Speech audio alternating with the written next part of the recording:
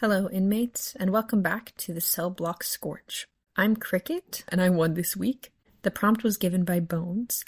Lamentable Justice. The Fall of Samson. There are some things that simply must be done, no matter how undesirable. Sometimes that's cleaning your bedroom or completing all of the boring paperwork that goes with your actually fantastic job. Sometimes it's calling in sick or breaking up with someone. And sometimes it's arresting your best friend. That last one, while admittedly much more uncommon, is maybe the worst. I don't think we realized we'd ever get here, Ryder and I, but I'm poised outside of his house with my team. We have our confirmation that he's there from our insider, Chief, and I'm steeling my nerves to give the signal to rush the place. It's a normal-looking house, I've noticed. The door is the same light blue as the one on the house where I grew up, right across the street from Ryder. Inseparable. Almost every day, without fail, I'd be at his place or he'd be at mine. Our mothers never had to look for us, because if we weren't home, we were always just across the street. Backyard adventures, bicycles and bug hunting, snow forts and snowball fights. But I'm getting distracted. I shake my head and force myself back into the moment. My team is all looking at me, waiting on the signal. And I'm not here to arrest Ryder, the boy across the street. I'm here to arrest Samson, violent gang boss, notorious criminal, wanted in several countries. By all accounts, he's a far cry from the wimp I used to know, the kid who cried every time he skinned his knee and was afraid of the dark and... Focus. All right, team, this is it, I murmur into my microphone. You all know the plan. J on point and Q on the rear. D's hanging outside to guard. Going in 3, 2, 1. The 5 of us rush the house. I know D is chilling in the oak tree, keeping watch, ready to alert us at the first sign of trouble. J pushes open the unlocked door, because Ryder has never locked his doors, ever, and leads us inside. We're not worried about security. D's been working on it for weeks, and there's no way we'll have an issue. I walk in just behind J, and I'm aware of Lo and X on either side of me, scoping out the surprisingly normal living room we've just entered. A second or two, then I'm aware of Q easing the door shut behind us. Walking carefully, my attention is focused forward. On my left, X tenses, and then asks quietly, "Boss, is that you?" I look to the left, and there's a wall covered in pictures. X is staring at the one from high school graduation. Man, Ryder's haircut was awful, and it's still better than mine. But that photo is just one of many, starring the dream team of Ryder and Al. The other friends and family members in the pictures switch out, but I'm in almost all of them, all the way through college. Awkward.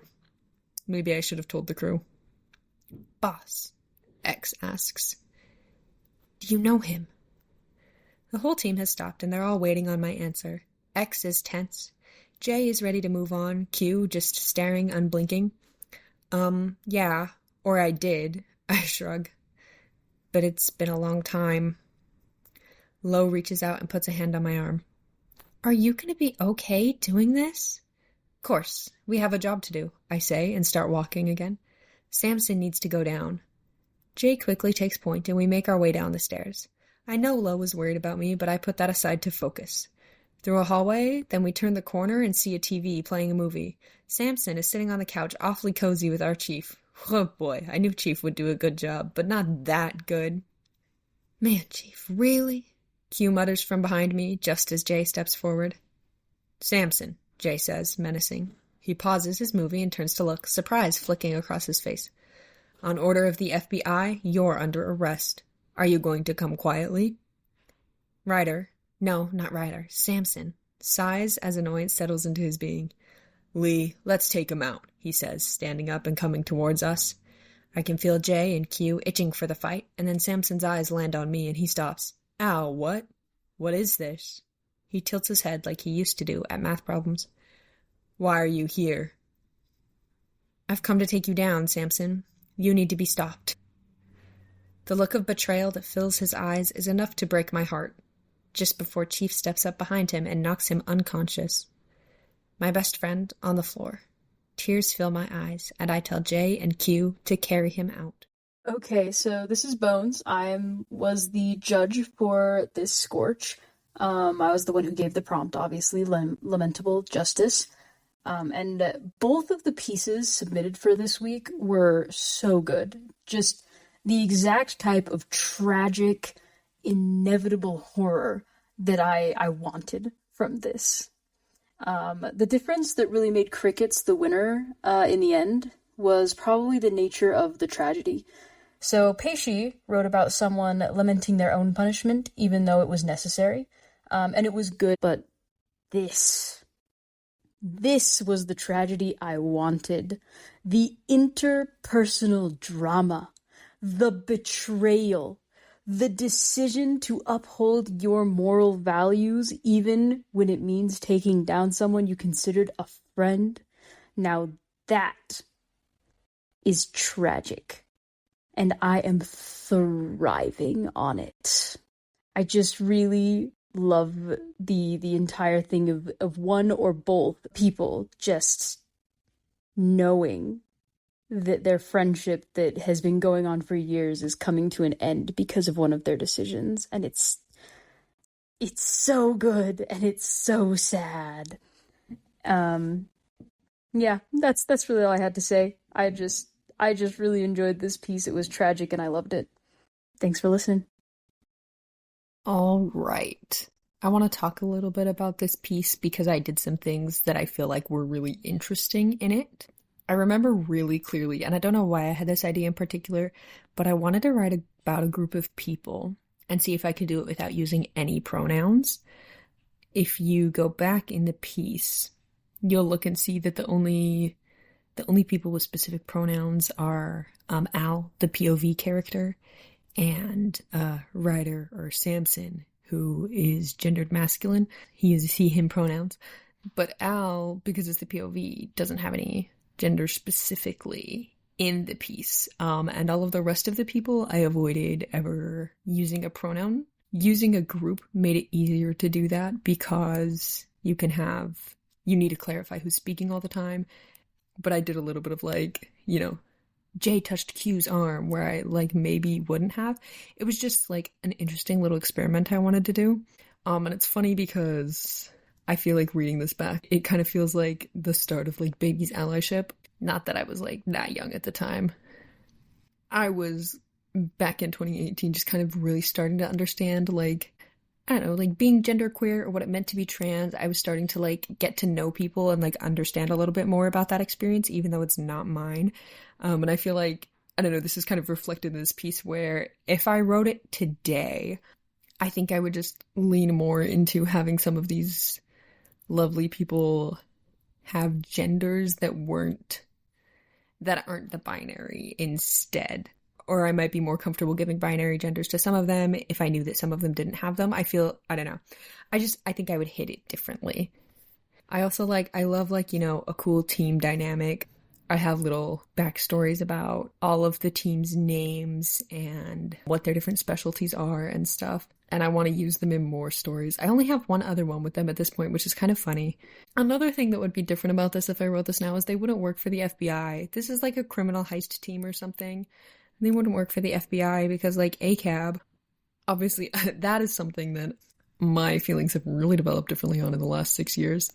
RE, the government and police forces. So that would definitely be different now, but I still really like this piece. And I I love a tragic relationship. I'm a sad hours girl, so I love this idea of, I love this idea of childhood friends who end up on opposite sides of something. And it's upsetting for both of them that this is what they have come to. But with the choices that they made, it was inevitable that they would come to this. Which I will say, having one of them be government/cop aligned does make that really, really satisfactory. Love this piece though. So fun. So glad I got to share it with all of you. My prompt for the next week. I'm exposing everybody right now. 2018. Well, it would have been 2017. Because 2017 was the start of the school year, but 2018 was in the middle of the school year when we started the Scorch. But anyways, that was when I started watching anime, which is so stupid because, I loved Studio Ghibli movies. And, always had. Truly always had. I don't remember the first time I saw Howl's Moving Castle. As far as I'm concerned, that movie has always been something that I love. And something I really loved about the Ghibli movies, about Howl's Moving Castle and Spirited Away and Kiki's Delivery Service, was like the animation style. Like, I thought it was so beautiful. And I had always been like, ugh, I wish there was like more of this I could watch. Like other things animated this way. I also knew that like anime was a whole thing, but somehow the dots never connected. But Bones watched anime and then was like, y'all gotta watch, you're gonna like this. And we started watching Fairy Tail, which is an intense starter anime, but we were working our way through it that year. And I got obsessed with some of the characters, and so then we're doing this dumb little writing project, and I was like, you know what? Not at this dumb, I don't think the Scorch is dumb, but like, what I did was dumb. I was like, I can just make things happen that I want to have happen. I talk more about it in the episode, but we'd been joking about this idea of these particular characters running like a coffee shop. And so then I was like, I'm just going to make this happen. So I demanded that they write me fairy tale fan fiction. And the prompt I gave them was to make this coffee shop exist. So I was like, write a fanfic taking place in Hibiki's Perfection Lattes. Must involve all 3 trimens, at least one mention of Ichiya, and 2 other fairy tale characters.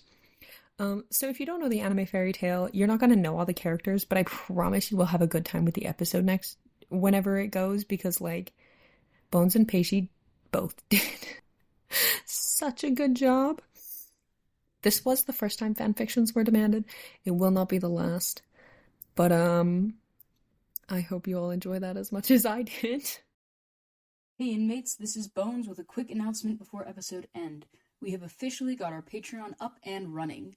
Right now we've got a free option in which you can read the episode transcripts and winning Scorches, or for $5 a month you can become a Spark level supporter with access to the backlog of losing Scorches as well. So now you can help us keep our fire burning, whether it's through monetary support or just a show of support and appreciation by joining the free tier. All are welcome. Thank you, and we hope to see you there. The Cellblock Scorch is a production of Stellacore, an independent group of nerds sharing their obsessions with the world. We can be reached at thestellacore@gmail.com through comments on your podcast platform of choice, our Instagram, Stella_core, and at our YouTube, also called Stellacore. Feel free to check out our other productions on our YouTube channel, our cosplays on Instagram, or if you would like to support our creative endeavors, check out our Patreon or donate to the Ko-Fi of the writer of your favorite Scorches.